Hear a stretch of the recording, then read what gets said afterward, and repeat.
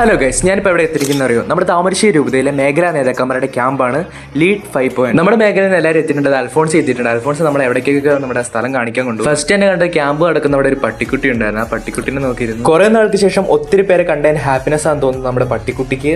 അതിനെയും കളിപ്പിച്ചുകൊണ്ടിരിക്കുകയാണ് വന്നവരെല്ലാവരും. നമ്മുടെ KCMന്റെ ഏതൊരു പരിപാടി തുടങ്ങുന്നു പതാക ഉയർത്തിക്കൊണ്ടാണ്. പതാകയൊക്കെ ഉയർത്തിയതിനു ശേഷം നമ്മൾ നേരെ പോയത് ഇനാഗ്രേഷൻ നടക്കുന്ന ഹാളിലേക്കാണ്. ഇനാഗ്രേഷൻ ഒക്കെ കഴിഞ്ഞിട്ട് പിന്നെ നമുക്കൊരു 1/2 മണിക്കൂർ ക്ലാസ് ഒക്കെ ഉണ്ടായിരുന്നു. അതിനുശേഷം നമ്മൾ നേരെ പോയത് ഫുഡ് കഴിക്കാനാണ്.